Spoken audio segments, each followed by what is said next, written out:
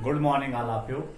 तो जैसा कि आपके 12th क्लास में चैप्टर सेकंड में गॉस की परिमेय में आपको गॉस की परिमेय किसे कहते हैं आपको बता दिया गया है कि किसी काल्पनिक बंद पृष्ठ से किसी बंद पृष्ठ से होकर गुजरने वाला वैद्युत प्लस उसके द्वारा परिबद्ध नेट आवेश का 1/ε0 गुना होता है, अर्थात Q/ε0।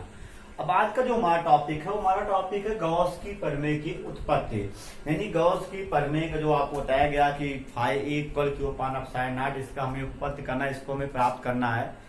तो सबसे पहले आपको ये बता दें, अगर इस वीडियो को आप पूरा देखते हैं तो हम ये चैलेंज करते हैं कि कभी भी आपको जब बोर्ड का एग्जाम होगा या उसके बाद उसके पहले अगर एक बार आप वीडियो को पूरा समझ लेते हैं तो आपको कभी भी गॉस की परिमेय में कोई प्रॉब्लम होने वाली नहीं है। इसकी ऊपर एक बार अगर आप ध्यान से इस पूरे वीडियो को देखते हैं तो लाइफ में कभी भी आपको अगर आपके दिमाग में ये बात रहेगी तो आप एग्जाम देते वक्त या उससे पहले या उसके बाद आपको ये वीडियो हमेशा याद रहेगा और इस टॉपिक पे आपकी पूरी कमांड हो जाएगी। तो चलिए देखते हैं गॉस की परिमेय की उत्पत्ति क्या है। तो सबसे पहले हम क्या करते हैं, हम मानते हैं कि एक आपका आवेश है +Q, एक आपका आवेश क्या है +Q है, जो कि एक पृष्ठ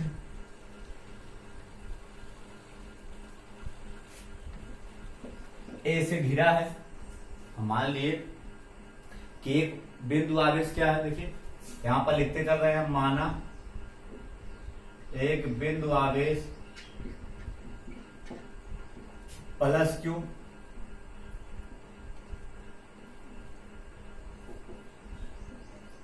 पृष्ठ A के भीतर, पृष्ठ A के भीतर कहां पर स्थित है, ये बिंदु O है, भीतर बिंदु O पर स्थित है। सबसे पहले मान लिए कि यह एक आपका +Q आवेश है जो पृष्ठ A के भीतर बिंदु O पर स्थित है। अब उसके बाद क्या करते हैं, हम मानते हैं कि इसके पृष्ठ पर यहां पर एक बिंदु आपका क्या है P है। यहां पर मान लेते हैं आपका एक बिंदु P है। ध्यान रखिएगा, माना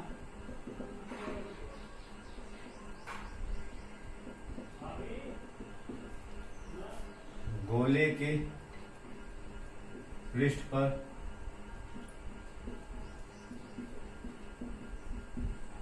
एक बिंदु P है,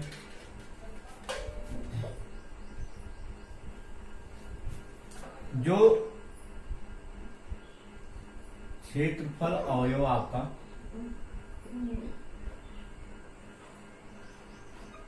मान लिए कि एक बिंदु आपका यहां पर P है, जो क्षेत्रफल अवयव DA से घिरा है, जिसके चारों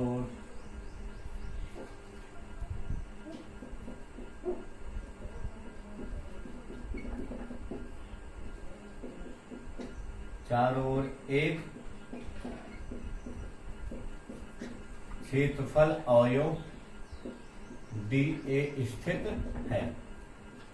हम मान लिए सबसे पहले कि एक बिंदु आवेश +Q पृष्ठ A के भीतर बिंदु O पर स्थित है। माना इस गोले के पृष्ठ पर एक बिंदु P है, जिसके चारों ओर एक क्षेत्रफल अवयव क्या है DA स्थित है। अब उसके बाद हम मान लें, यहां देखिए दूरी इसकी देखते हैं, इसकी दूरी क्या है R है। माना OP बराबर R तथा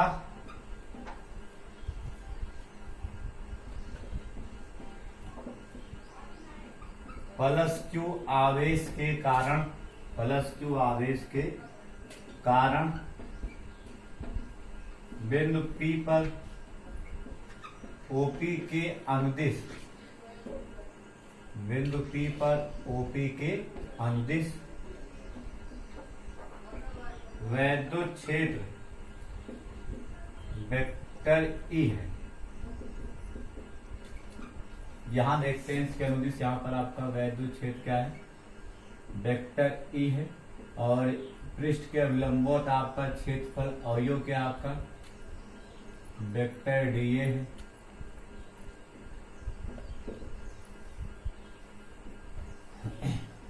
और इनके बीच का कोण आपका कितना है, थीटा। तो और अब देखते हैं आपका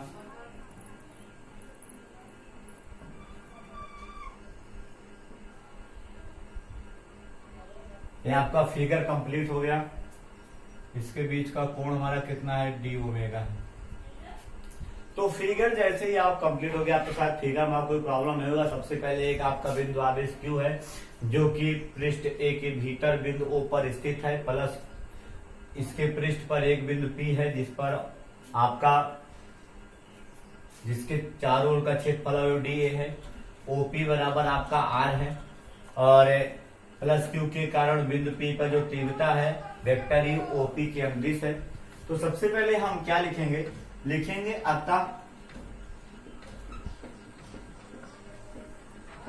क्षेत्रफल अवयव डी ए से बाहर की ओर गुजरने वाला वैद्युत फ्लक्स डी फाई। हम जानते हैं अगर संपूर्ण क्षेत्रफल के कारण निकालते हैं तो डी वैद्युत फ्लक्स फाई ई होता है। अगर एक क्षेत्रफल अवयव के कारण निकाल रहे हैं तो डी फाई हो जाएगा। तो डी फाई इक्वल आपको फार्मूला बताए थे vector E dot vector D A, यानी वैद्युत क्षेत्र और क्षेत्रफल अवयव के स्केलर गुणनफल के बराबर होता है। अब इसको अगर हम सॉल्व करते हैं तो हम जानते हैं vector A dot vector B equal क्या होता है आपका A B cos theta.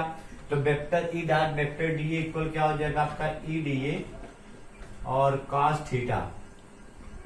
Equation क्या बन गया आपका, फर्स्ट बन गया। अब उसके बाद लिखेंगे, क्योंकि हम जानते हैं, क्या जानते हैं हम, यहां लिखेंगे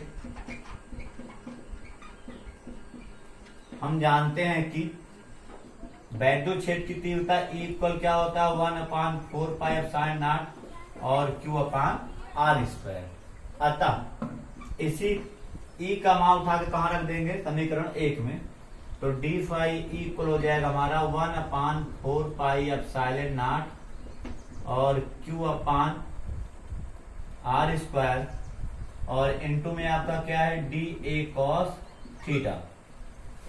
समीकरण कहां से, समीकरण 1 से। अब इसके बाद हम क्या देखते हैं, आपका हो जाएगा ये, इसको इसके साथ लाएंगे, इसको लिखते हैं हम डी फाई इक्वल हो जाएगा आपका इसको इसके साथ लिखते हैं Q/4πε0 और यहां आपका हो जाएगा D A cos theta upon r², D A cos theta upon r²। आपका इक्वेशन क्या बन गया, सेकंड बन गया। अब आपको हम बता दें कि चूंकि D A cos theta upon r² बराबर आपका क्या होता है डी ओमेगा होता है। आपको होता है कि डी ओमेगा बराबर ए अपान r²।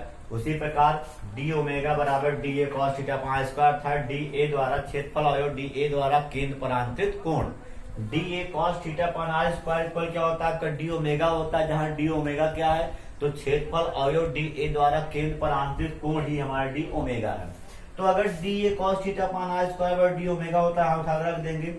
अतः समीकरण कहां से, समीकरण 2 से। समीकरण 2 से हम देखेंगे तो हमारा हो जाएगा डी फाई इक्वल आपका Q/4πε0 इंटू यहाँ पर क्या आ जाएगा डी ओमेगा। अब इसके बाद लिखेंगे तो संपूर्ण पृष्ठ ए के, संपूर्ण पृष्ठ ए से बाहर की ओर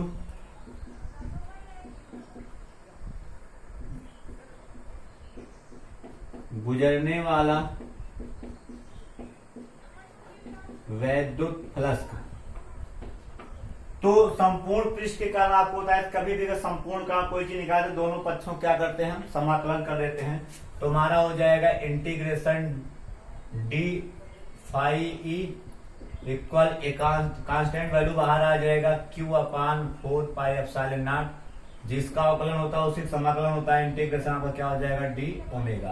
आपको बताए थे 11 बताया गया, या आप समाकलन अवकलन जानते हैं, तो वहां बताया गया कि इंटीग्रेशन dx का x होता है, तो आपका d फाई ई का क्या हो जाएगा, फाई ई हो जाएगा इक्वल q अपान 4 पाई एप्सिलॉन नॉट इनटू, हम जानते हैं डी ओमेगा का ओमेगा हो जाएगा, और ओमेगा की वैल्यू हमारी कितनी होती है, 4 पाई होती है, यहीं पर लिख दे रहे हैं हम। देखिए आपका, क्योंकि हम जानते हैं कि इंटीग्रेशन आपका डी ओमेगा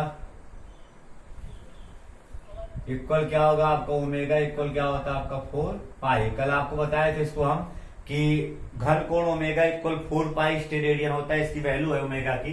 तो यहां पर 4 पाई क्या होगा, कट जाएगा, और आपको जो फॉर्मूला मिलेगा वो मिल जाएगा phi equal q upon epsilon naught, यही गॉस की प्रमेय की उपपत्ति है।